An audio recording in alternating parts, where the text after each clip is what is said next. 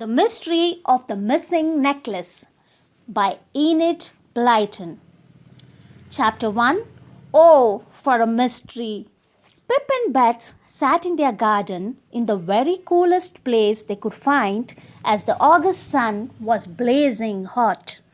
A whole month of the summer hall's gone already, said Pip, and except that we have been away to the seaside for 2 weeks, absolutely nothing else has happened. Most boring. The boringest halls we have ever had, said Beth. Not even the smell of a mystery to solve, and not even Larry, Daisy, Fatty, or Buster to play with. They've been away at the sea for ages.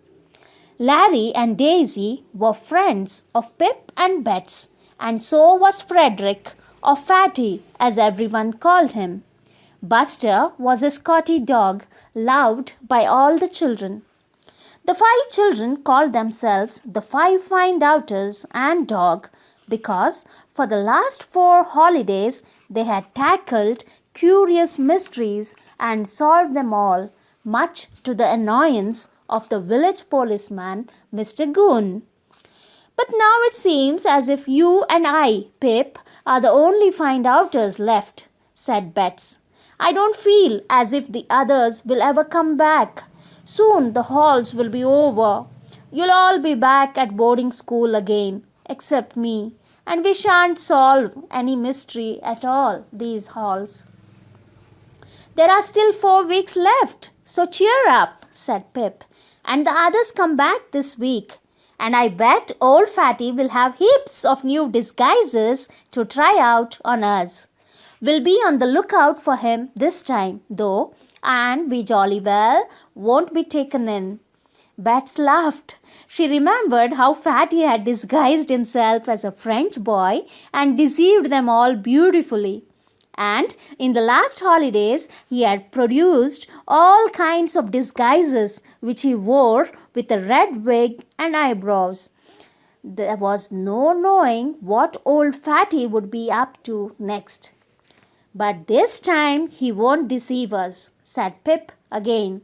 I shall be very suspicious of any peculiar-looking stranger who tries to talk to me or comes to call on us.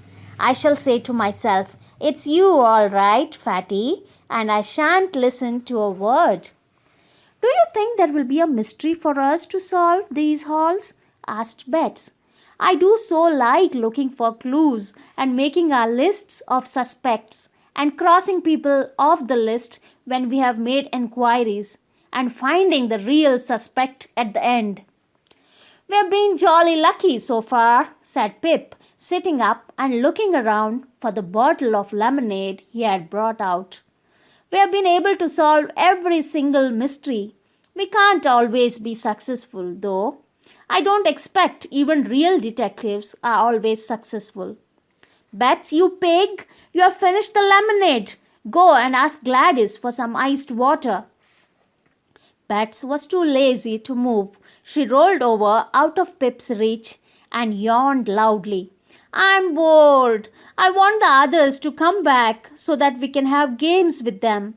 I want a mystery, a really good one, and I want to solve it before old Clear-Off does. Old Clear-Off was Mr. Goon, the policeman. He told children and dogs to clear off whenever he saw them. He disliked all the find-outers intensely and never had a good word to say for them. Pip and Bets hadn't seen much of him in the summer holidays and were very glad, for he had been often to their parents to complain of the behavior of the 5 Find-Outers. Bets was afraid of him because when he lost his temper, he shouted and was very unpleasant indeed. Bets, didn't you hear me tell you to go in and fetch some iced water? Said Pip crossly. Go on. I'm not going to be ordered about by you, said Bets, rolling a bit further away. I suppose you order all the little boys about in your school, and then when you come home, you think you can order me about too. Well, I shall soon be 10, and you're not 2. Don't you cheek me, young Bets, said Pip, sitting up. I think you're a horrid brother to have, said Bets. I would much rather have Fatty. He's always kind to me. He wouldn't be if you were his sister, said Pip. He hasn't got any sisters. If he had, he would know what a nuisance they are. Now, are you going to go and... Yes, I'll get it, said Bets, getting up. But only because I'm thirsty and I want some to drink. See, I don't mind bringing you out a little too, as I'm going to get some for myself. But I'm really going for myself and... Pip pretended to be getting up and Bets fled. If only the others would come back. She and Pip were getting tired of one another. Bets hadn't long to wait before the others came back. In 2 days' time, Larry, Daisy, Fatty, and Buster all turned up together, looking so brown that Pip and Bets had to gaze earnestly at them to make sure they really were their friends. Buster wasn't brown, of course. He was still jet black, and he flung himself on Pip and Bets in joy and delight, barking and licking and whining as if he had gone mad. Buster, darling, you're fatter. Oh, Larry, I'm glad you're back. Daisy, you're terribly brown. And oh, Fatty, you're grown. Fatty certainly had grown in the last 4 months. He was taller even than Larry now, and much taller than Pip, who didn't seem to have grown at all in the last year. Hello, everyone, he said, and Bets gave a cry of surprise. Fatty, you have got a different voice. It's a grown-up voice. Are you putting it on? Disguising it, I mean? No, said Fatty, pulling Bet's hair teasingly. It's just broken, that's all. Who broke it? Said Bets in alarm, and the others roared at her till their sides ached. Bets, don't be silly. You know that when they grow up, boys get deep voices like men's, don't you? Well, when boys' voices change like that, we say that their voices break. That's all. We don't mean broken in half or smashed to pieces. Oh, Fatty, I don't know you with such a deep voice, said Bets, half alarmed. You don't sound the same. You look like Fatty, but you don't sound like him. I wish you had your old voice. Bets, you have no idea what a difference it makes to me. Now I've got a proper grown-up voice, said Fatty earnestly. It means that I can disguise myself as a grown-up instead of always like some kind of boy. It gives me much more scope, and I've got some fine grown-up disguises.